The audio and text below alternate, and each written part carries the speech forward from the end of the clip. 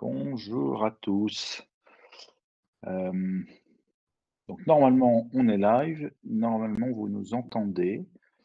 Vous devez, être capable de soit de répondre dans le chat, soit mettre un petit pouce en l'air pour dire que vous nous entendez. Voilà, n'hésitez pas. Bah, il y a des petits pouces qui apparaissent, c'est bon signe. Voilà, il y a plein de petits pouces qui apparaissent. On attend, on attend, 3 minutes à peu près pour être certain que tout le monde se connecte. Il y a eu beaucoup, beaucoup d'inscrits.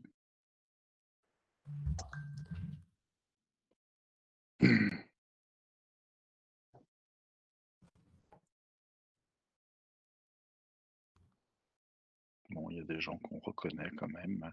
Thomas,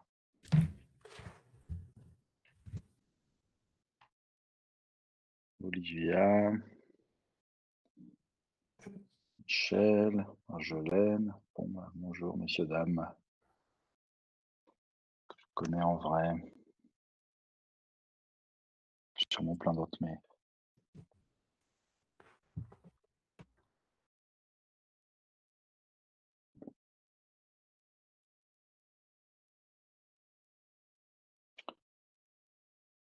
Et du coup, les sondages sont disponibles, hein.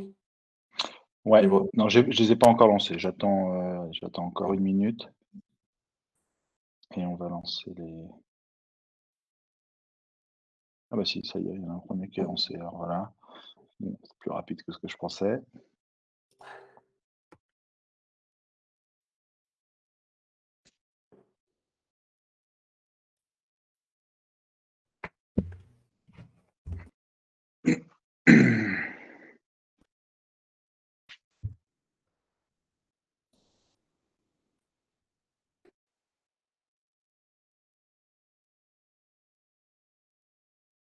Donc vous allez voir, tout le monde n'a pas voté. Alors, on a juste pour donner quelques chiffres en attendant que les derniers, arrivent, on a un tout petit peu moins de 300 personnes qui se sont inscrites sur ce webinaire, donc on a la pression.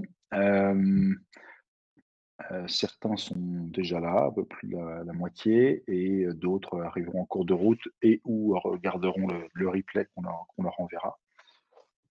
On a il y a des gens qu'on connaît, des gens qu'on connaît moins dans les inscrits. Donc bonjour à tous. Donc des gens tout le monde est francophone, mais on a des gens du Canada, de Belgique et du Maroc en plus des Français. Donc c'est international cet après-midi, et ce matin très tôt pour certains. Et donc on vous demande si vous êtes d'accord de jouer le jeu, de répondre aux 2 petits, sondages pour savoir dans quelle catégorie se situe le ou les établissements que vous gérez, 3, 4, 5 étoiles ou autres. On a quelques d'ailleurs dans les participants, j'ai remarqué des gens qui ne travaillaient pas dans l'hôtellerie, traditionnelle, si je puis dire, mais qui étaient plutôt dans le monde de ce qu'on appelle l'hôtellerie de plein air, donc les villages de vacances, les campings, et cetera. Et on demandait aussi, dans les 2 sondages, dans quel métier vous étiez, si vous étiez plutôt dans le monde, des opérations, du marketing ou plutôt en direction générale. Là, j'arrive pas à voir le résultat d'ailleurs. Bruno, tu vois le résultat Ça, toi? ça- ça se tient entre 40% marketing, 20% opération et 40% direction générale. Bon, parfait. Allez, et ben, là-dessus, on va commencer, on va se présenter. Donc, moi, je suis Mathieu Paulet, un des 2 dirigeants de LangeUp. Et on a 2 personnes avec nous qui vont animer, cette présentation, Bruno Lanvin et Sébastien Félix. Je vous laisse vous présenter, messieurs. Vas-y Bruno, si tu veux. OK, bonjour à tous, je m'appelle Bruno Lanvin.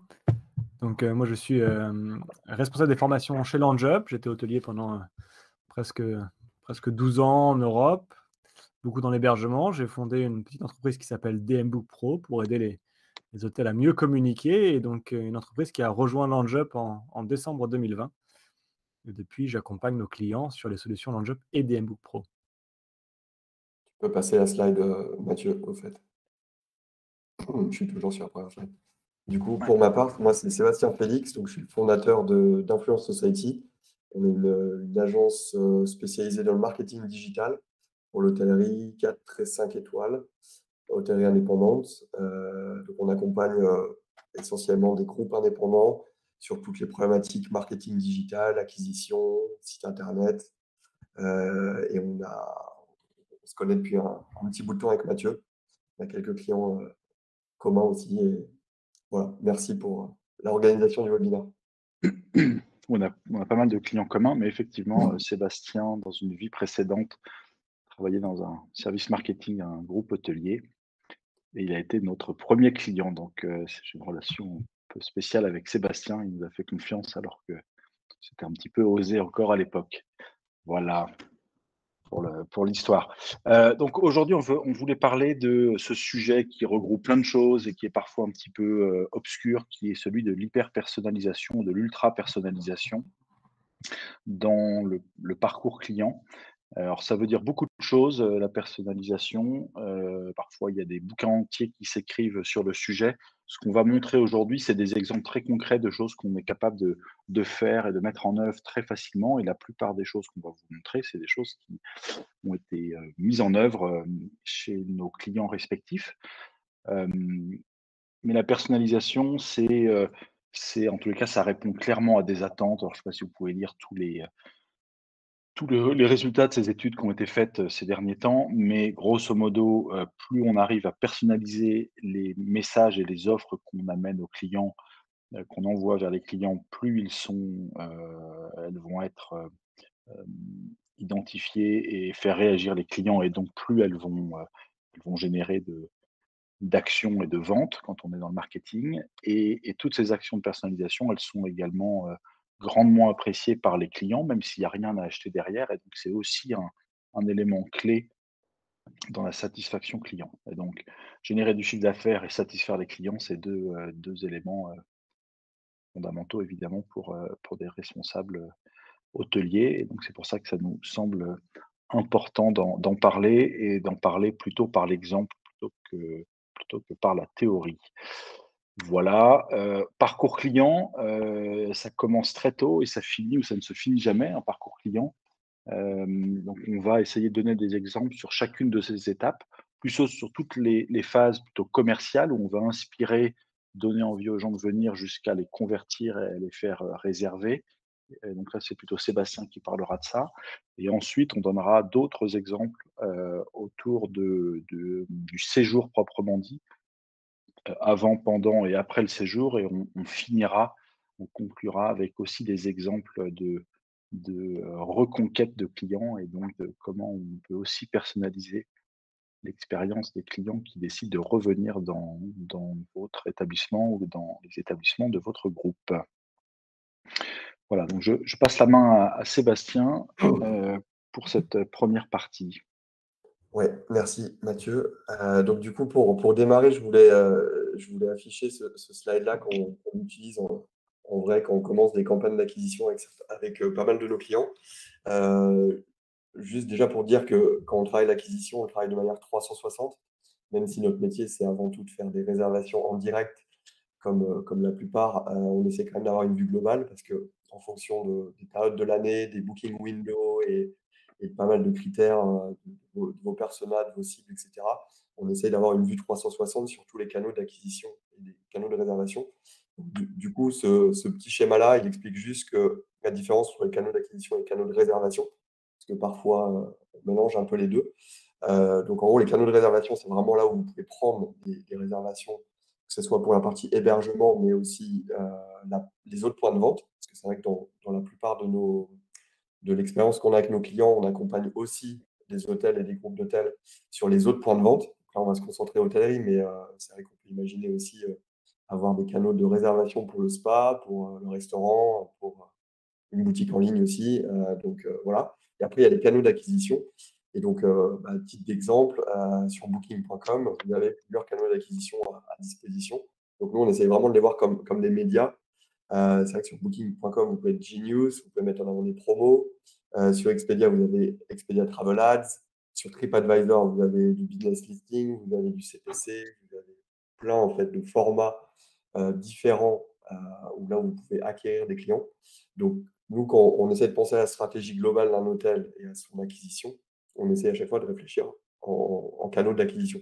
Donc comment on va adapter aussi les bons messages sur chaque canal.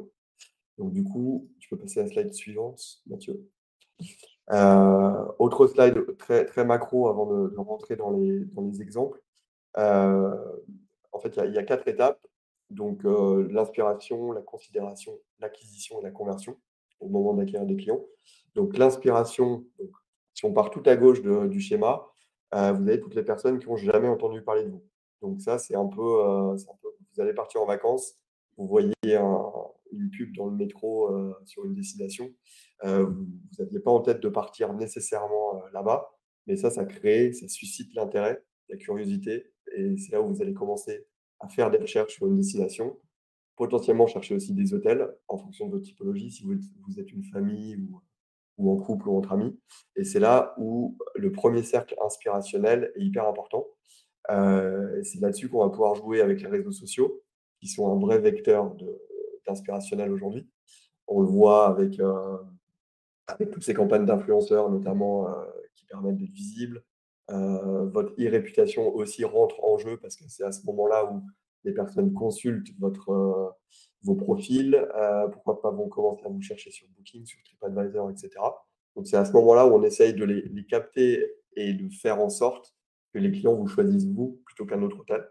Donc, ils rentrent dans ce cercle de considération. Et une fois qu'on rentre dans le cercle d'acquisition, c'est là où on essaye du mieux qu'on peut arriver à les capter en direct, donc à ce que les achats se fassent sur le site internet de votre établissement. Et on rentre dans une boucle avec aussi du remarketing, parce que ce qui va être important, c'est qu'un guest, un visiteur qui va peut-être vous connaître sur Booking ou sur TripAdvisor ou ailleurs, on va tout faire dans les campagnes de pub pour essayer de le ramener aussi chez vous. C'est là où on parle de remarketing. Je pense que beaucoup d'entre vous doivent déjà en faire. Mais voilà, l'action, le fait que quelqu'un qui a déjà entendu parler de vous, que ce soit sur les réseaux sociaux, que ce soit par une pub Google, par du référencement naturel, on fait en sorte de les ramener sur le site pour que la conversion finale ait lieu vraiment chez vous. Donc là, je vais vous parler de toutes ces étapes-là et de vous donner des exemples un peu concrets, des vrais exemples de ce qu'on utilise chez nos clients. Donc Mathieu. Donc en étape 1, avant d'entrer dans le vif du sujet, et c'est aussi le lien qu'on a entre finalement Influence Society et LaunchUp. Le lien qu'on a fort, c'est sur l'accès la personnalisation grâce à la data. Parce qu'aujourd'hui, en fait, tout ce qui est dans votre CRM, donc votre PMS et tous vos autres outils, en fait, ça nous aide à créer des stratégies d'acquisition sur les réseaux sociaux, sur les moteurs de recherche, etc. En fait, c'est hyper clé pour nous d'avoir des bonnes datas fiables, qualifiées, avec le plus d'infos possible, parce que grâce à ces datas-là, nous, ça nous permet de faire plus d'acquisition. Donc, on a 3 leviers qu'on peut utiliser. Donc, c'est les ABC à l'écran. Donc, le premier levier, c'est les critères de base qu'on a à peu près tous partout, mais c'est les critères démographiques. Où vivent vos clients? Géographique, pardon, où vivent vos clients? Démographique, ça va être homme, femme, couple, famille et en termes de CSP. Les intérêts et les comportements, alors ça, c'est quelque chose qu'on a un peu moins dans les CRM et encore, ça tend à changer. Mais on est capable, en fait, sur les réseaux sociaux, d'aller cibler des groupes d'individus en fonction, par exemple, des médias qui suivent, en fonction des pages qui suivent. Donc, typiquement, vous êtes un groupe, on peut aller chercher des abonnés des groupes concurrents, par exemple. Et aussi du comportement d'achat, parce que finalement, sur les réseaux sociaux, on a accès aussi à une data qui est hyper importante. C'est de savoir est-ce que les personnes qu'on cible, est-ce que c'est des personnes qui achètent en ligne ou pas. En fait, cette data-là, ça, c'est plutôt Facebook, Instagram et autres qui les possèdent parce qu'ils ont beaucoup d'infos sur leurs audiences. Et ça nous permet de voir aussi si potentiellement une personne qu'on cible, elle est dans la fenêtre de réservation ou pas. Ou si elle a effectué une réservation récente, par exemple pour un hôtel, pour un avion, des choses comme ça. La deuxième audience, c'est les audiences de fidélisation. Donc, c'est là où le LaunchUp rentre pas mal en jeu avec la base de données que vous avez déjà, ou les personnes aussi qui achètent sur votre moteur de réservation. Donc, toutes ces personnes qui ont déjà acheté, on peut les utiliser pour les recibler. C'est ce que je disais tout à l'heure sur les campagnes de remarketing, par exemple. On peut recibler des personnes qui ont déjà réservé à Noël dernier, par exemple, et à leur repousser un message pour venir réserver cet hiver. Et la troisième audience, l'audience similaire, en anglais, on appelle ça lookalike. On réutilise en fait l'audience numéro B, et en fait, ça nous permet de trouver des audiences clients qui sont similaires à votre audience que vous avez déjà. Donc en fait, basé sur votre, on va dire votre Cardex, les infos qu'on a sur les clients, on est capable d'aller détecter des profils un peu en mode miroir des personnes qui composent déjà votre Cardex. Donc ça va se faire sur, les personnes là où ils vivent, qu'est-ce qu'ils consomment sur les réseaux sociaux, quelle page ils like, quelle page quel commentaire ils publient, etc.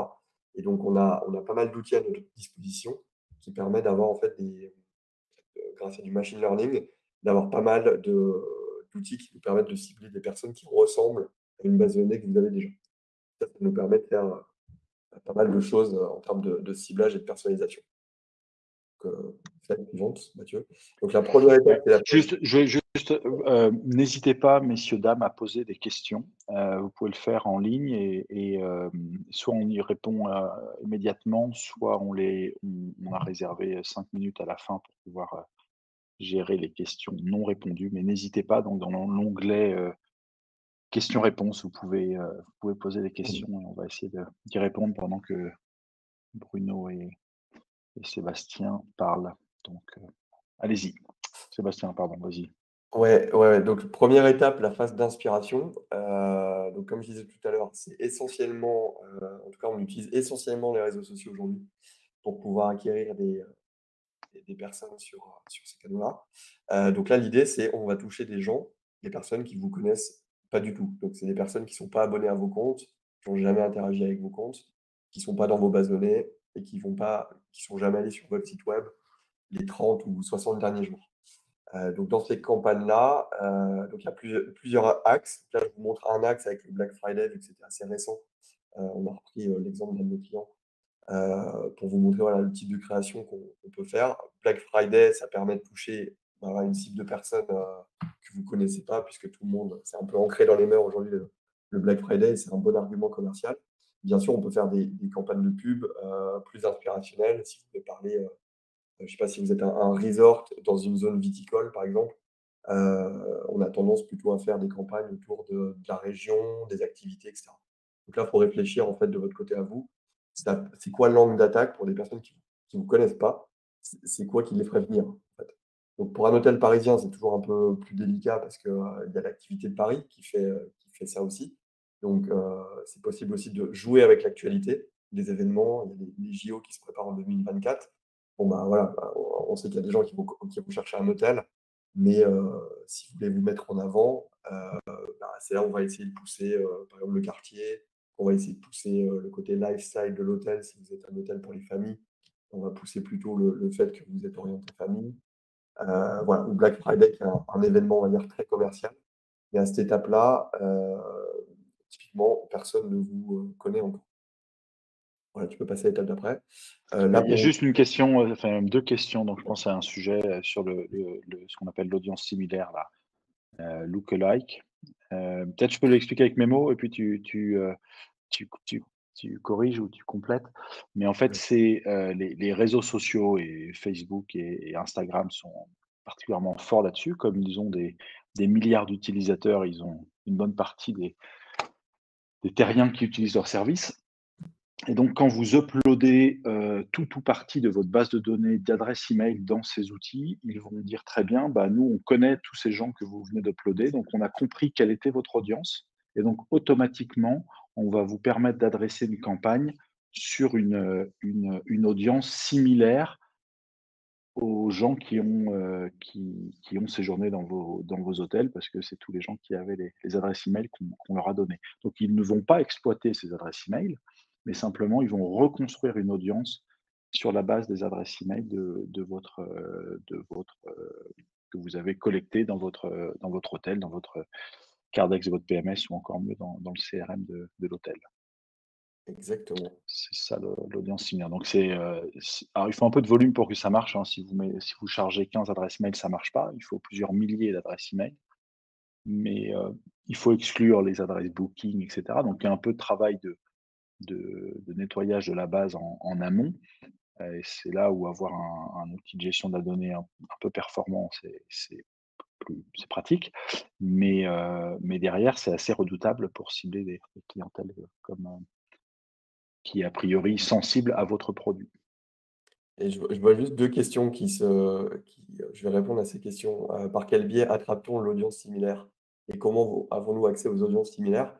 En fait, il faut savoir quand vous êtes sur la plateforme, je vais prendre Facebook, Instagram. Les audiences similaires, vous pouvez en faire sur plein de plateformes, même LinkedIn aujourd'hui en propose. Donc si par exemple vous avez un CRM avec des adresses email pro, vous pouvez faire de l'audience similaire sur LinkedIn. Donc la vocation, ça va être plutôt B2B, clairement, mais voilà, c'est aussi un levier. En fait, sur Facebook, quand vous êtes sur Instagram, vous savez, vous avez un petit bouton booster le post. Donc ça vous permet simplement de donner plus de visibilité à un post. Vous mettez votre carte bleue et vous pouvez sélectionner une audience. Vous ne pourrez pas faire de l'audience similaire avec ça. Pour faire de l'audience similaire, il faut vraiment aller dans le Business Manager Facebook. Donc c'est un outil dédié pour gérer de la publicité. Comme il y a Google AdWords pour faire des campagnes de mots-clés, il y a le Business Manager pour faire des campagnes Facebook et Instagram. En fait, dans cet outil-là, dans la partie audience, vous avez la possibilité de connecter un CRM ou d'ajouter une base de données, en fait. Et c'est comme ça qu'à partir de la base de données que vous aurez connectée à Facebook, ils seront capables de déterminer des profils qui ressemblent à vos utilisateurs. Bien sûr, comme disait Mathieu, ils ne vous donneront pas les emails des personnes. C'est vraiment, ça reste anonyme pour le coup. Mais on sait que quand on lance ces campagnes-là, ça va toucher un public qui ressemble à la base de données que vous aurez chargée. Voilà. Du coup, en exemple et en complémentarité avec le 1er slide, heu, au moment de la phase d'inspiration, par exemple, le Black Friday, c'est un vrai, vrai moment d'investissement parce que, c'est souvent là où on fait les meilleurs mois avec nos clients. Tout ce qui est campagne Google à côté, donc il y a les mots-clés. Quand vous ressortez, il ne faut pas hésiter aussi à modifier vos annonces avec des textes, spécifiques au Black Friday, avec des liens vers peut-être une page Black Friday sur votre site, si vous le faites, hein. Après, il y a des hôtels qui ne le font pas. Mais ça vous permet de vraiment essayer de canaliser le maximum de choses sur vos offres. Donc ce qu'on essaie toujours de faire, c'est de travailler de manière, harmonieuse entre tous les canaux. Et donc, en fonction des campagnes d'inspiration qu'on fait sur les réseaux sociaux, on essaie aussi d'avoir un pendant sur les campagnes un peu plus traditionnelles, notamment Google Ads. Après, ça peut être une mise en avant d'une offre sur Expedia Travel Ads et d'autres. Voilà. Mais on arrive à générer beaucoup de revenus, en tout cas, dans ces moments-là. Tu peux passer l'exemple, la slide suivante. Un autre exemple qu'on utilise beaucoup, heu, pendant le Black Friday, toujours, mais on l'utilise à d'autres moments de l'année, c'est qu'il y a des publicités, en fait, où au lieu de cliquer sur la pub et ça vous emmène sur le site de l'hôtel, vous restez en fait dans la plateforme, vous restez dans Facebook, vous restez dans Instagram et quand vous cliquez sur s'inscrire, là je ne peux pas vous faire la démo, mais quand vous cliquez sur s'inscrire, vous avez un formulaire avec vos données qui sont pré-remplies. En fait, c'est vos données de réseau social et en fait, quand vous cliquez s'inscrire, en fait, l'utilisateur, il reste dans la plateforme. On sauvegarde toutes ces infos et ensuite Facebook, Instagram nous permettent de télécharger un fichier Excel de toutes les personnes qui se sont inscrites. Et ça, en fait, c'est un outil super intéressant parce que c'est vrai qu'il y a beaucoup de déchets quand vous faites une pub et que vous envoyez sur votre site. Il y a des gens qui cliquent, qui vont arriver sur votre site et qui vont partir au bout de quelques minutes ou qui vont pas être intéressés. Et l'avantage de ça, c'est que vous restez dans la plateforme, dans l'écosystème. Je peux passer. Donc j'ai mis d'autres stats aussi, sur un client parisien pour vous donner une idée, en gros concrètement, quel ROI on peut s'attendre. Donc en fait, on fait toujours 2 phases. Une phase 1 qui est avant le Black Friday. Donc là, on utilise plutôt les campagnes où, on clique sur s'inscrire pour avoir des bases de données email. Donc, là, par exemple, en dépensant, 1 281 € sur à peu près 2 semaines et demie de campagne, on a récolté 1 800 emails. Donc le coût par mail est largement inférieur à 1 € et on a fait un emailing le jour du Black Friday avec ces personnes-là, qui a généré un peu plus de 17 000 €. Donc ça, c'est la partie email et la phase 2, c'est pendant le Black Friday, donc le jour où le Black Friday s'active. on lance des campagnes sur les réseaux sociaux où là, au lieu d'avoir le bouton s'inscrire, on va plutôt avoir le bouton acheter. Et là, on va directement sur le site, sur le Booking Engine, et on pourra acheter directement en ligne l'offre Black Friday. Et là, en l'occurrence, on a eu 500 000 impressions, 17 conversions, 27 000 euros de revenus. Donc là, si vous cumulez, on est à peu près 3 000 euros de dépenses pour une quarantaine de milliers d'euros de revenus. Ça, c'est que sur le mois de novembre en utilisant que Black Friday. Donc ça vous montre la portée. Pour le Black Friday, ça marche toujours très fort parce que les offres sont quand même assez agressives. Mais en fait, on utilise souvent ces mécaniques à d'autres moments de l'année, pour la Saint-Valentin, pour Noël, pour l'été, etc. On peut passer. Donc l'étape 2, c'est l'étape de considération. Si je reviens à mon premier schéma. Donc là, c'est des personnes qui vous ont déjà vu à un moment donné, qui vous ont vu sur les réseaux sociaux, qui vous ont peut-être déjà vu sur Booking. Donc on va dire, vous avez suscité de la curiosité et de l'intérêt pour l'hôtel. C'est là où ça va être important de répéter en fait votre message, parce que c'est dans l'étape de considération où potentiellement, je sais que je vais voyager à Paris ou à Londres. J'ai peut-être listé 8 hôtels qui m'intéressent, qui sont dans ma cible. C'est là où je vais en parler à ma femme ou à mes amis en mode, tiens, on devrait aller où? Donc c'est la phase où on n'a pas encore réservé. Donc c'est à ce moment-là où il faut un peu marteler le message et essayer de capter le maximum de personnes à tout moment. Donc là, on a l'emailing qui reste toujours un élément de choix, parce que si vous savez que quelqu'un est intéressé par une offre, typiquement la saison d'hiver arrive, on a pas mal de clients qui se préparent depuis quelques mois. Il y a encore des hésitants dans les gens qui n'ont pas encore réservé. C'est vrai que l'email, sur des gens qui sont en phase encore de doute sur la réservation, c'est un bon moyen de les closer avant la date fatidique. Vous avez la partie off sur votre site internet. Donc là aussi, on en parlera après avec Mathieu à la fin, mais la partie off sur votre site internet, on voit trop souvent des sites d'hôtels qui sont assez statiques. Donc tu peux revenir en arrière? Pardon, Mathieu.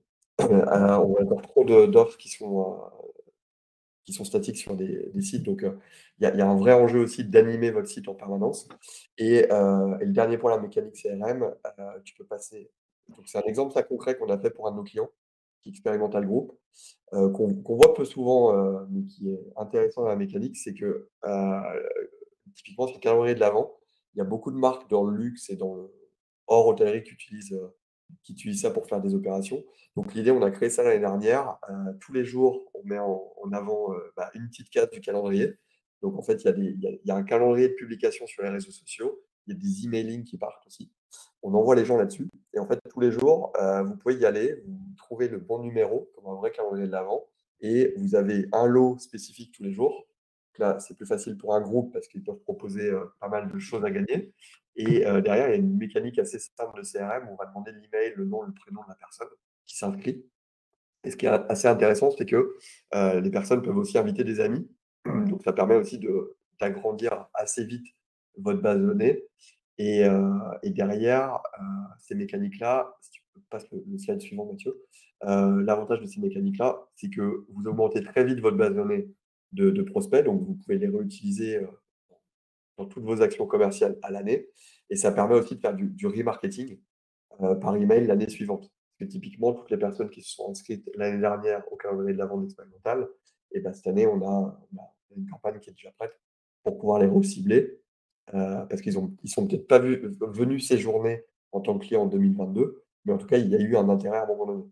Et en tout cas, nous, chez Influence IT, c'est un peu une de nos croyances. On pense que le site web doit aller au-delà de juste présenter vos chambres. Parce qu'à l'inverse de Booking, c'est chez vous. Et donc, vous pouvez créer des opérations que Booking ne peut pas créer. Booking ne va pas vous créer un calendrier de l'Avent pour votre hôtel. Donc, s'il le fait, ça sera multi-hôtel et avec leur programme de fidélité, mais ce ne sera pas chez vous. Donc, on croit beaucoup, nous, aux mécaniques comme ça. Il y en a plein d'autres, hein. Mais ça donne un bon exemple, vu qu'on est à l'approche des fêtes. On croit beaucoup à ces mécaniques très personnalisées, qui est en lien avec aussi vos clients. Il faut toujours le faire en respectant aussi vos personas marketing. Et voilà, si vous avez des clients très haut de gamme, on a parfois des clients très luxe. On sait que leur audience, c'est pas du genre à mettre leurs emails sur des choses comme ça. Bon, ça, on le fait pas. Donc, on réfléchit à quelque chose de plus exclusif. Donc, voilà, c'est vraiment à adapter. Ces actions-là sont adaptées en fonction de votre typologie de client. Slide suivante. Donc, en fait, la partie acquisition, donc il y a deux parties. Donc, j'en ai parlé tout à l'heure, le remarketing. Donc, là, on a passé les 2 premières étapes. Vous avez, suscité de l'intérêt.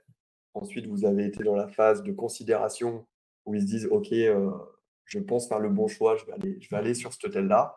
C'est le jour J arrive où, les utilisateurs, ils vont se connecter et ils vont être dans la phase, quasiment cruciale où, ils vont aller sur votre site pour voir les tarifs. En tout cas, là, vous êtes dans les 2-3 jours avant que la réservation se fasse. C'est là où le remarketing, donc le fait de recibler des personnes qui vous ont eu, d'une manière ou d'une autre dans les étapes d'avant va être hyper clé. Et donc, là, il y a plein de mécaniques, mais sur votre site web, typiquement, vous avez pas mal d'outils, comme The Hotel Network, avec qui nous aussi on travaille, qui permet de faire des pop-up contextuels en fonction d'une audience donnée. Donc ça va être important. Tu peux passer à l'étape d'après. J'ai un autre exemple. Sur les campagnes aussi de pub, c'est à cette étape-là où on va aller changer en fait les carousels de publicité. Donc là, je vous ai montré un exemple, c'est un de nos clients, le Tout Hôtel, qui a ouvert à Paris il y a le 21 octobre, il y a un mois, où, et avec qui on a accompagné sur tout le lancement. Et en fait, ils n'ont pas annoncé tout de suite, pour ceux qui ont peut-être vu les pubs sur Instagram et sur Facebook, il y a quelques mois, on montrait que la tour d'extérieur. Il n'y avait aucun visuel d'intérieur. Donc là, plus on avance, là on avance vers les fêtes. On a mis en ligne hier des nouvelles campagnes pour Noël, Nouvel An à Paris, etc. En fait, en fonction vraiment du parcours d'achat, de la cible et du moment où vous faites l'effet d'annonce, on va vraiment changer en fait en permanence les carousels de pub. Donc, typiquement, des gens qui ne vous connaissent pas, on va être plutôt sur le côté tour, vue sur Paris, très lifestyle, mais on ne va pas vraiment voir les chambres. Sur la partie voir le restaurant, restaurant feu d'artifice, c'est pour pousser leurs offres de fin d'année. Donc là, on est dans du contenu déjà beaucoup plus personnalisé. Et les carousels en bas avec les chambres, là, on va être sur du remarketing, par exemple, des personnes qui ont déjà vu l'hôtel. Donc on sait que la personne a déjà vu l'hôtel, elle est déjà venue sur le site, elle a déjà joué avec les dates de disponibilité sur le moteur de réservation, mais elle n'a toujours pas réservé. Donc le meilleur moyen de les convaincre, dans la phase finale, ça va être de montrer un carrousel où vous allez avoir le produit final. Parce qu'en fait, il faut que le client il se projette en fait, dans sa chambre. Là, ça ne sert plus à rien de le convaincre sur le fait qu'il y a une vue, qu'il y a un restaurant ou qu'il y a une vue sur Paris. Là, on veut un peu le produit final. Donc ça, c'est vraiment important. Et ce qu'on dit souvent aux hôtels qui veulent se lancer là-dessus, c'est le prérequis, c'est vraiment d'avoir une stratégie de contenu en parallèle. Parce que trop souvent, on est assez limité en fait, en termes de photos, etc. En termes de vidéos, bien sûr, il y a un coût. Mais en fait, ça a un vrai intérêt, si vous voulez aller loin dans une stratégie d'acquisition, de vraiment avoir des supports de communication qui vivent en fait avec vos personas, qui vivent avec la vie de l'hôtel. Donc, c'est un budget à prévoir. Mais en tout cas, on voit vraiment une nette augmentation du retour sur investissement quand on est capable d'avoir ces contenus-là et cette finesse dans la, dans la richesse de contenu. Voilà. Et ensuite, la dernière partie qui est la partie conversion. Donc là, admettons, c'est le jour J, vous avez la CD en main et vous vous dites, OK, je vais dans l'hôtel B. Là, ce qui va être hyper important, si vous voulez que ces conversions-là se passent sur votre site web, ça va être d'arriver à les garder sur votre site. Parce que trop souvent, soit votre site n'est pas assez rapide, ça met du temps à charger, je suis sur un mobile, j'arrive pas à accéder au Booking Engine, ça met trop de temps. C'est dans ces moments-là, en fait, en dernière minute, que vos clients, vos futurs clients, vont peut-être faire un switch en dernière minute et aller sur Booking. Je pense que ça arrivait déjà à tout le monde. Il y a un truc qui ne marche pas. Pourtant, vous avez choisi votre hôtel, ça vous agace, vous n'avez pas le temps. Donc, au final, vous vous connectez sur un outil et vous réservez. Donc, c'est dans cette étape-là qui est ultra cruciale, vu que c'est la dernière étape. Et donc là, j'ai 2 points à figurer. C'est que, il ne faut pas hésiter à pousser tous vos points de vente. Donc, bien sûr, ça dépend de la typologie d'hôtel dans laquelle vous êtes et aussi de votre cible. Donc là, j'ai pris l'exemple, c'est les maisons de campagne autour de Paris, pour qui on a fait toute la partie site internet. Si vous allez essayer, vous verrez que quand vous cliquez sur réserver en haut à droite, vous n'allez pas uniquement sur le moteur de réservation de l'hôtel. Vous allez avoir cette fenêtre et vous pourrez directement accéder très facilement à la réservation, soit d'un séjour, d'une table, offrir un bon cadeau ou privatiser un espace ou un séminaire. Ça aide pour la partie B2B. Parce qu'en fait, on s'est rendu compte en étudiant l'analytics et les statistiques de leur site internet que finalement 80% des visiteurs n'allaient pas forcément que sur l'hébergement des chambres, mais il y avait une proportion quand même à aller un peu sur tous les espaces. Donc ça, il faut aussi y penser. Petit exercice assez simple, c'est prenez votre hôtel. Vous souhaitez mettre en avant quel point de vente? C'est quoi votre stratégie en fait commerciale? Cliquez sur le bouton réserver et réfléchissez, est-ce que vous avez montré tout à vos clients et est-ce que les points de vente ou peut-être vous avez des vrais enjeux commerciaux pour 2023, est-ce qu'ils sont suffisamment en avant ou pas? Là, c'est les fêtes de fin d'année. Il y a beaucoup de gens qui prennent des bons cadeaux. Donc, du coup, bah, en ce moment, est-ce que les bons cadeaux, par exemple, si vous en avez sur votre site, est-ce qu'ils sont mis en avant? Des fois, c'est trop souvent relégué dans le menu principal ou en pied de page de votre site, alors que là, on est dans la fenêtre de réservation pour acheter des bons cadeaux. Donc, il faut toujours avoir ce réflexe-là et de se dire tous les mois, ça évolue. Les saisons évoluent, ma clientèle évolue, les concurrents évoluent. Donc, vraiment, c'est un exercice à faire tous les mois de se dire comment j'augmente la visibilité de mes points de vente.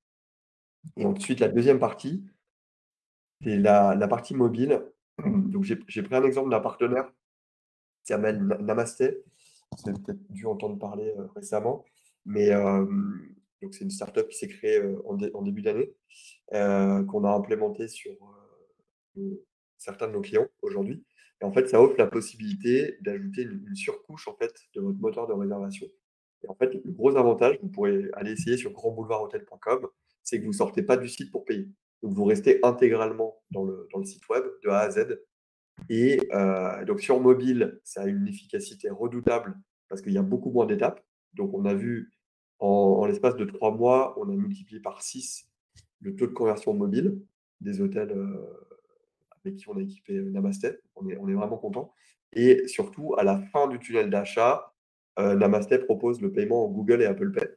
Et en fait, ce qu'il faut savoir, là, sur toutes les réservations qu'on a faites depuis 3 mois à peu près 40% des réservations qui étaient Google et Apple Pay. Et aujourd'hui, c'est vrai que Google et Apple Pay, il y a peu d'hôtels qui le proposent, si ce n'est au moment de faire le paiement sur place à l'hôtel, vous pouvez payer avec votre Google Pay sur le terminal de paiement. Mais c'est vrai que vous ne pouvez pas le faire en fait en amont.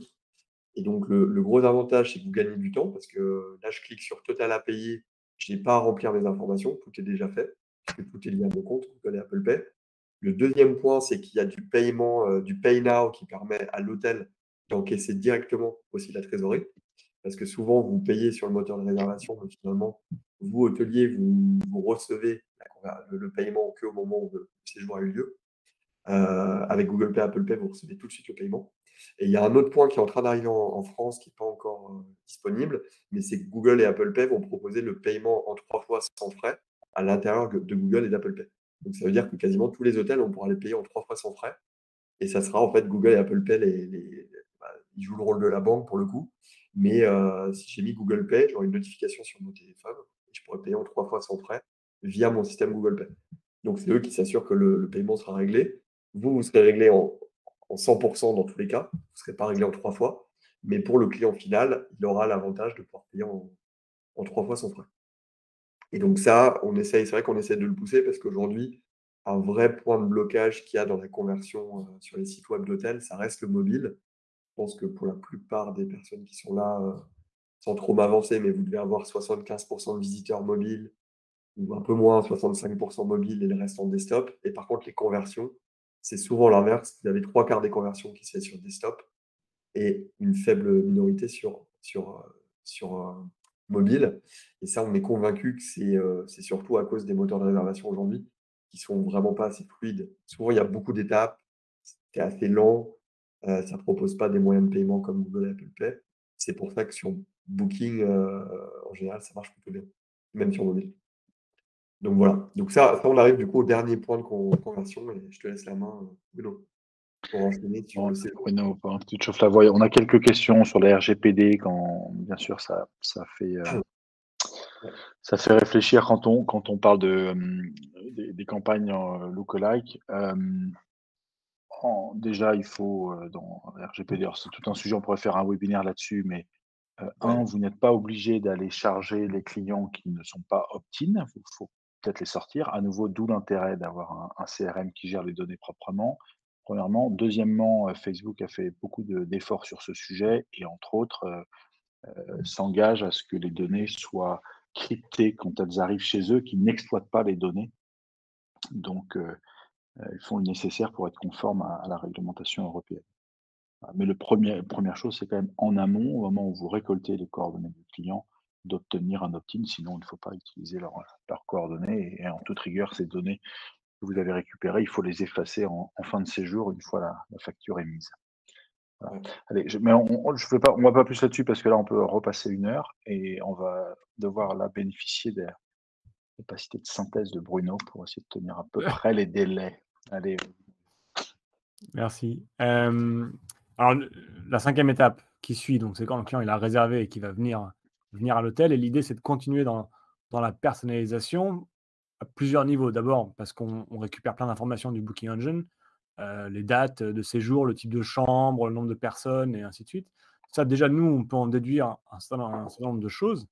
Et puis, dans le parcours client qu'on va mettre en place, je devrais dire d'ailleurs dans les parcours clients qu'on va mettre en place, comme l'a très bien dit Sébastien, c'est important de définir vos personas et quels sont vos clients principaux. Là dans l'exemple, c'est des cas qu'on a vus, hein, on n'a pas voulu mettre les logos des clients, mais ici, on a un persona type famille, donc une clientèle familiale, et on sait, parce que c'est une réservation avec des enfants, dans les propositions qu'on fait avant le séjour, dans tout ce qui est upsell, voilà, sur la gauche, on met des propositions adaptées à une clientèle famille, du babysitting, par exemple, de location de vélo, des surclassements pour des chambres un peu plus grandes. On demande aussi comment il vient, et on va voir que ça, on peut s'en servir juste après. Et on personnalise aussi des messages, autrement dit basiques, faites votre check-in en ligne. Aujourd'hui, de plus en plus d'hôtels font le check-in en ligne.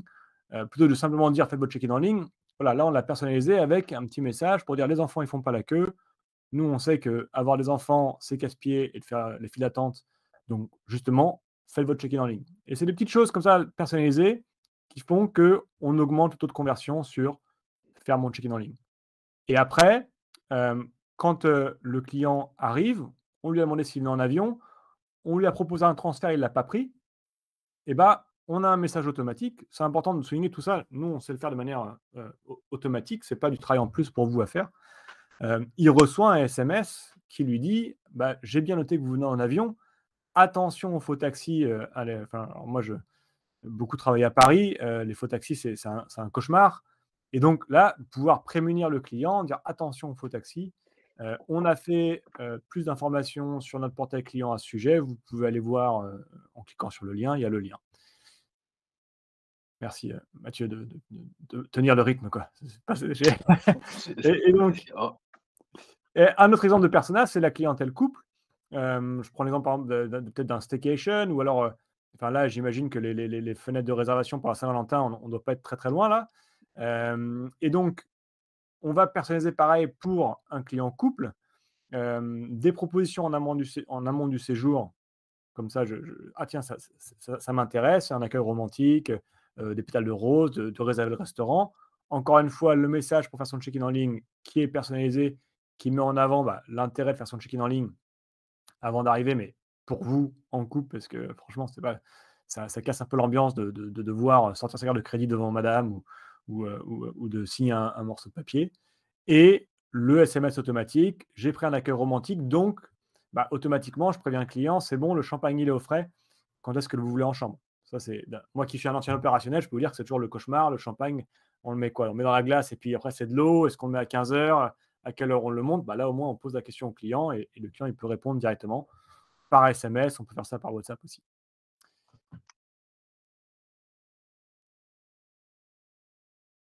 Dernier exemple sur le client, alors là, profil affaires. Encore une fois, le client qui vient pour les affaires et lui qui vient en voiture, du coup, on lui propose le parking, on lui propose des offres aussi adaptées à une clientèle affaires. On peut faire plein de choses, le petit déjeuner express, l'espace de coworking, la salle de réunion. Enfin, il y a plein de choses. Si on est un petit peu créatif, un petit peu commerçant, il y a plein de choses qu'on peut faire pour une clientèle business. Et surtout, le client business, il va beaucoup apprécier. Il est pressé par le temps. Les WhatsApp ou les SMS qui vont lui faire gagner du temps. Là, il vient en voiture, on lui a proposé le parking, il a pris le parking et donc il y a le SMS qui lui dit c'est très bien, l'entrée du parking, elle est 200 mètres passer la porte de l'hôtel et vous pouvez nous contacter si vous avez besoin. Et ça, c'est vraiment des choses qui fonctionnent très très bien. On voit sur les clients chez qui on le met en place beaucoup de réponses qui sont simplement merci ou qui vont être des demandes que de toute façon vous auriez eu à l'arrivée. Donc ça vous permet de mieux anticiper les demandes du type, comme on l'a vu dans le slide précédent, je crois, c'était à quelle heure le restaurant ouvre ou est-ce qu'il y a encore de la place pour ce soir. Et donc là, je peux anticiper les demandes de mes clients. Donc je vais encore plus loin dans l'accueil et ça leur fait plaisir. Slide suivante, s'il te plaît, Mathieu. À nouveau, je redis, mais pour pas qu'il y ait d'ambiguïté, mais tout ça est automatisé. Enfin, on propose que ce soit automatisé. Il ne faut pas que vos équipes passent leur temps à réfléchir à quel SMS ou quel WhatsApp ils vont envoyer aux clients. Donc, tout ça est automatisé. Si on détecte qu'on a un client à faire, alors et qu'il dit qu'il viendra en voiture, alors on lui propose le parking. Mais ça n'a pas été une opération manuelle pour chacun des clients. Ça a été défini en amont et après, ça fonctionne. C'est nos petits serveurs qui fonctionnent pendant que les équipes peuvent faire autre chose. La 6e étape, du coup, c'est pendant le séjour, c'est l'expérience du client. Et là, l'idée, c'est vraiment de continuer à proposer des services adaptés à chaque client. Ça peut être parce que la catégorie de chambre dans laquelle ils sont, ça peut être, encore une fois, revenir au profil client qu'ils ont. Des choses qui fonctionnent très bien sur une démographie de clients, c'est de refuser le service pour préserver l'environnement. Et donc ça, on peut le mettre en avant.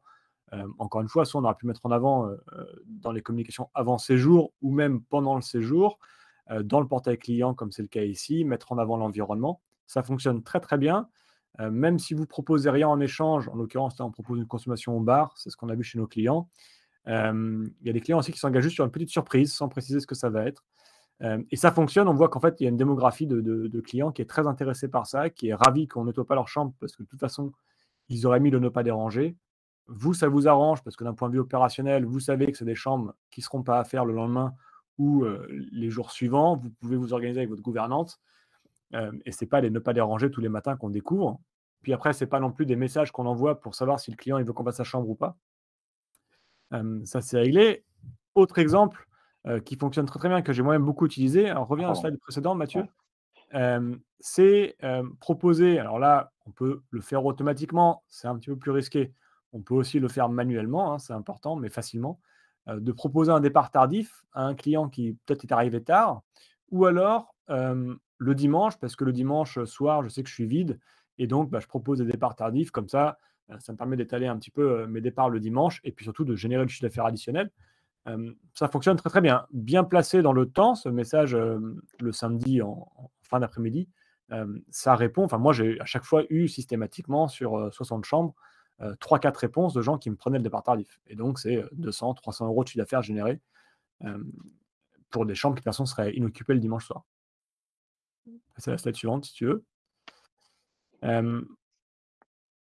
Toujours pendant le séjour, il y a, et je crois que tu l'avais bien dit dans un des premiers slides, Sébastien, c'est contextualiser aussi l'offre. Donc là, on peut le faire plus de manière dans le temps ou alors dans la géographie de l'hôtel, entre guillemets. Donc là, dans le temps, l'exemple, c'est que si on a un portail client, une conciergerie en ligne, on ne verra pas la même chose en fonction du jour et l'heure à laquelle je me connecte. Le client, du lundi au samedi, peut-être un petit peu avant le déjeuner, il va avoir l'offre du brunch en disant « Ah, ça, j'aimerais bien faire un brunch ce week-end ».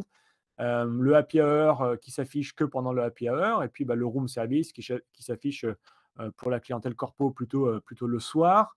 Ça peut être aussi le room service, la carte du room service pleine de 19h à 21h, et puis à partir de 21h, c'est la carte de room service de nuit qui se met là. Mais vraiment, à chaque fois, je n'aurai pas la même chose. Et puis, de la même manière, quand je vais communiquer sur mon portail client dans l'hôtel, à travers des QR codes, à travers des visuels, je peux faire des visuels contextuels, c'est-à-dire que si je suis au spa et que j'ai un visuel sur le spa, j'accède directement aux informations du spa. Si je fais, par exemple, pour le brunch, que je mets des visuels pour le brunch, pareil, ça m'ouvre directement les informations sur le brunch. Autre chose que j'avais vu, pareil, en Suisse, c'est si je fais la couverture, pourquoi pas la petite carte avec le QR code vers une page sur méditer. Ça se fait beaucoup dans certains groupes. Détendez-vous, nos conseils pour bien dormir, etc. Donc on peut faire plein de choses à cet endroit-là. Y compris maintenant de plus en plus, on a des clients qui demandent de faire des playlists aussi. Donc pareil, des liens dans le portail client vers leur playlist Spotify avec des différentes ambiances. Donc si je vais au fitness, j'ai sur la page fitness notre playlist fitness workout. L'hôtel propose à ses clients. Ça fonctionne assez bien aussi, c'est assez apprécié. Slide suivante. Et puis la dernière étape, entre guillemets, c'est donc de fidéliser ces clients qui ont passé un bon séjour. Et là, l'idée, donc le canal de l'email fonctionne très très bien, mais l'email, comme le disait Sébastien, très, très ciblé, donc pas à tout le monde, n'importe qui, n'importe quand, mais plutôt d'aller reprendre une cible précise. Donc à gauche, on a l'exemple pour un groupe d'hôtels avec une newsletter pour la Saint-Valentin, par exemple, qui cible les clients qui sont restés dans l'hôtel Alizé pour revenir dans un autre hôtel du groupe, et on ne cible que les clients qui étaient venus dans l'hôtel Alizé en couple pour des séjours romantiques et peut-être qui avaient pris justement un accueil romantique, et on leur propose de revenir avec une offre spéciale pour eux. À l'opposé, sur la droite, vous avez l'équivalent, mais sur une cible famille, pour Noël, hein. Donc, on sait que c'est des clients qui sont venus peut-être pendant les vacances scolaires, qui sont venus avec des enfants. On fait une super offre pour Noël, on leur propose de venir dans un autre hôtel du groupe pour Noël avec une offre qui va bien, et on va l'envoyer, là, encore une fois, bien connaître ses clients. On regarde quand est-ce qu'est la fenêtre de réservation un petit peu pour Noël, quand est-ce que les gens réservent pour Noël ou regardent à acheter tous ces bons cadeaux et ainsi de suite. Et à ce moment-là, on fait cette newsletter. Et puis au milieu, un petit peu les choses toutes simples, hein, mais le code de parrainage pour le client peut-être étranger qui n'est peut-être pas prêt de revenir à Paris ou qui vous a dit qu'il ne venait pas souvent, encore une fois, des informations qu'on a pu récupérer avant et pendant le séjour, et lui proposer, vous avez apprécié, n'hésitez pas, voilà un code, partagez-le avec vos amis et votre famille. S'ils viennent à Paris, on leur fait, ils auront 20% de réduction ou le petit déjeuner offert, j'en sais. Slide suivante.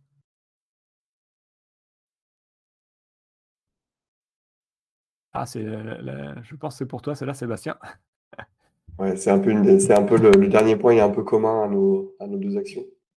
On en avait parlé pas mal avec Mathieu. Enfin là, moi, j'ai pris l'exemple sur le retour. Donc sur le retour client, la partie offre, nous, de mon côté à nous, qui gérons plutôt la partie web et campagne d'acquisition, c'est vrai que le système des pages de vos offres est vraiment crucial si vous en avez.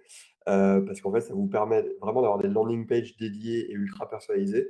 Donc là, on vous a mis un exemple à l'écran sur une offre qui ferme le mari, où les pages sont plutôt bien conçues, où le call to action il est directement visible, vous avez réservé en ligne, où vous avez la possibilité d'appeler. Vu que c'est un resort de montagne, ils mettent en avant aussi pas mal la réservation téléphonique. Et l'idée derrière ça, c'est de se dire comment, sur votre site, vous pouvez facilement arriver à avoir peut-être des templates déjà prêts qui vous permettent de faire des offres en fait toute l'année et de les réutiliser pour l'acquisition pour nous, mais aussi pour pouvoir faire des actions personnalisées. C'est une des actions avec Mathieu, je ne sais pas si tu veux commenter les Oui, actions qu'on en a tout cas, fait ensemble. ce qu'on veut dire, alors nous, on avait fait des choses pendant le Covid, et on faisait des actions très spécifiques. C'était pour un hôtel à la montagne, mais en fait, ils ciblaient que des gens qui étaient dans le bassin alpin qui allait jusqu'à Lyon. Donc, dans l'Anjob, on a créé une campagne email qui ciblait que les gens qui avaient déjà séjourné dans l'hôtel et qui étaient dans les départements proches de l'hôtel. Et donc, cette campagne email, quand le client qui la recevait cliquait sur le lien avec l'offre, arrivait sur une page équivalente à celle-ci, une page d'accueil sur le site qui n'était pas la même que la home standard du site. C'était une page d'accueil dédiée à cette offre, et donc avec un contenu, un visuel, etc., qui était cohérent avec la campagne email qui était envoyée. L'idée, c'est que un client qui a séjourné à l'hôtel, qui reçoit un email de relance ou de reconquête, il n'arrive pas sur le même site internet que tout le monde, qu'il arrive sur un site internet qui est un petit peu personnalisé. C'est des choses qu'on peut faire maintenant très facilement, pour peu que le fournisseur de l'outil pour faire toutes ces actions de CRM et l'agence qui produit le site se parlent et se connaissent. On arrive à faire des trucs assez sympas qui, à la fin, convertissent beaucoup plus et d'une manière générale, contribuent à l'image de l'hôtel, d'un service qui est vraiment bien, d'un hôtel qui est bien organisé et pour lequel tous les aspects digitaux sont cohérents les uns avec les autres. Ça donne aussi une impression générale, un ressenti qui est très positif. Il y a un autre exemple, je rebondis juste là-dessus, c'est la personnalisation de ces pages-là. Il y a une vraie page clé à optimiser, c'est votre page chambre et suite, parce que dans 80% des cas, ce qu'on voit, c'est que les chambres sur votre page chambre sont toujours organisées, soit de la classique à la suite ou de la moins chère à la plus chère. Et ça, c'est quasiment valable pour 80% des hôtels qu'on regarde aujourd'hui. Alors qu'en vérité, selon la saisonnalité, selon pas mal de choses, votre best-seller en ce moment, c'est peut-être pas votre chambre classique. Et donc aujourd'hui, dans des expériences de plus en plus mobiles, où le scroll, on sait que tout le monde est habitué à scroller, et vous voulez éviter peut-être que votre best-seller se retrouve à 10 scrolls du haut de la page. Donc, parce que sinon, vous passez trop de temps à scroller. Donc, on essaie de se dire aussi comment la page chambre et suite, on peut l'optimiser et peut-être la rendre dynamique avec des informations de ce type-là. Parce que si on se met à la place du client, je suis un client suite. S'il n'y a pas de page dédiée suite et que je suis obligé de scroller tout en bas de ma page chambre pour accéder aux suites, c'est vrai que d'un point de vue client, c'est pas ce qu'il y a de plus optimal. C'est pour aller dans ce sens-là et avant de conclure, dans le même exemple, les clients qui ont réservé dans des chambres de catégorie supérieure, ça fait pas de sens de leur envoyer une offre particulière sur ce qui serait restreinte aux chambres les moins chères de votre établissement. Donc là aussi, cibler, c'est hyper important pour, heu, pour, heu, pour être efficace et pas perdre les cartouches que vous avez. Vous pouvez pas envoyer 50 newsletters, aux clients dans l'année, donc celles que vous envoyez, elles doivent être, très, très, très, très ciblées. Et si jamais, pardon Bruno, j'enchaîne, je te prends le dernier point, mais si jamais le client re-réserve, idéalement en direct, et ben, là aussi, il faut faire preuve de personnalisation et plutôt que de le remettre dans un cycle normal de pré-séjour, il faut proposer un cycle de pré-séjour qui soit adapté et là aussi, c'est dans les détails que ça va se voir, mais on va pas dire au client: «Bonjour, bienvenue dans notre hôtel». On va dire: «Bonjour, on est content de vous revoir». Et donc, c'est aussi des choses qu'on peut, automatiser de manière, pour rendre ça systématique. Mais c'est encore un exemple de super personnalisation du parcours client dans un cas de, repeat guest. Je vais juste prendre il y a une question, du coup, une remarque, c'était sur combien de nombre de mails et SMS les clients peuvent recevoir avant d'avoir une impression de spamming et harcèlement, d'autant plus que Booking a tendance à doubler les emails. Donc c'est un très bon point là, l'exemple qu'on a donné, c'était beaucoup sur des parcours en direct. Là, je parlais de les parcours clients. Hem, D'abord, j'insiste jamais assez, mais il faut absolument tester votre parcours client et vos parcours clients. Donc faites, réservez vous-même sur Booking votre établissement, regardez ce que vous recevez avec des bons outils, des bons CRM, comme Launchop par exemple. Nous, on sait différencier, le parcours que va recevoir le client Booking du parcours que va recevoir le client direct. C'est clair et net que ça ne doit pas être le même, ça ne doit pas être timé pareil, ça ne doit pas être écrit pareil. Maintenant, il faut communiquer avec eux, on ne peut pas ne pas communiquer avec eux. Il faut juste bien placer, regarder ce que Booking envoie, adapter la vôtre, et surtout récupérer les informations pour que la prochaine fois, ils réservent avec vous directement. Mais on n'a pas d'études. Par contre, ce qui est sûr, c'est que les cas où on a des retours que les clients pensent que c'est trop, c'est en général quand les parcours ne sont pas personnalisés. Enfin, c'est d'ailleurs quand les parcours ne sont pas personnalisés et que du coup, on a fait le parcours sans le tester et que tout le monde ressent la même chose. Et forcément, là, c'est frustrant. Le client, il se sent dérangé. On l'embête. Par contre, quand voilà, on me dit, tiens, je sais que tu as des enfants, tu n'as pas envie de faire la queue et tu vas vouloir manger au restaurant maintenant, bah là, ça m'intéresse la communication. D'ailleurs, je rebondis sur ce que tu viens de dire, Bruno, parce que en fait, ce phénomène-là, on l'a aussi dans l'acquisition. Il y a un phénomène qui s'appelle la fatigue publicitaire. C'est-à-dire que si vous avez trop longtemps la même cible qui reçoit le même message publicitaire, et ben, au bout d'un moment, en fait, ça fait l'effet inverse. Ça endommage votre image de marque. Et ça, c'est vraiment, vraiment pas bon. Donc, dans la partie acquisition, moi, la recommandation que j'ai, c'est toutes les campagnes que vous faites aujourd'hui avec potentiellement une agence ou en interne, faites bien attention à faire varier vos contenus le plus régulièrement possible. Parce que souvent, on démarre des collaborations avec des hôtels et des groupes, on ouvre un peu le capot et on se rendait compte qu'il y avait, par exemple, la même campagne avec le même visuel qui tournait, pas pendant 2 mois, mais pendant toute l'année, en fait, la même campagne.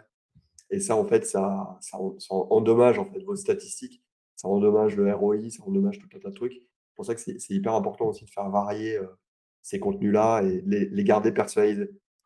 Voilà. La personnalisation est importante.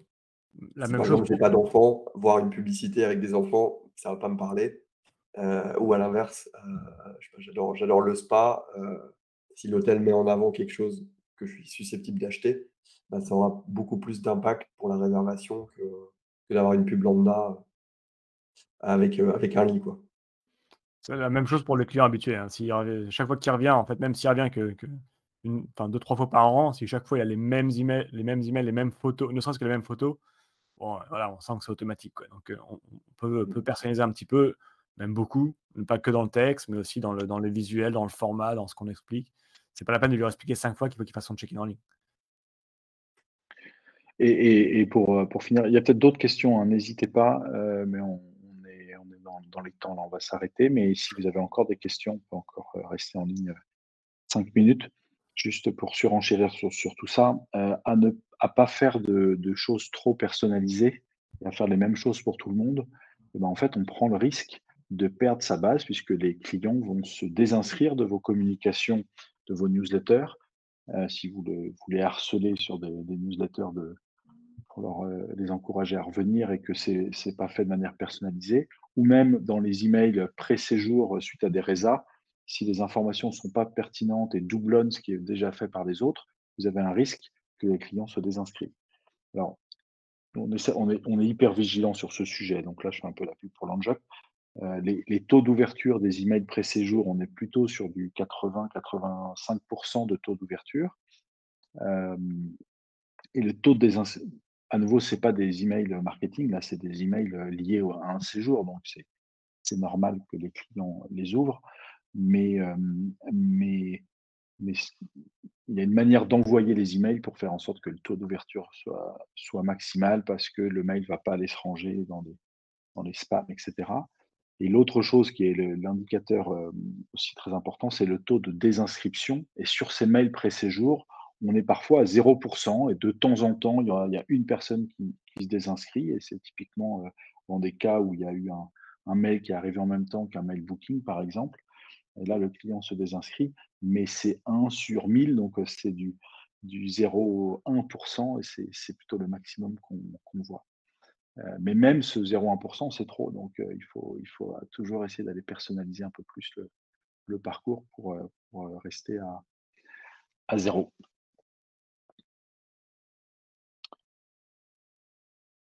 On a fait à peu près le tour. S'il n'y a plus de questions supplémentaires, on peut s'arrêter là.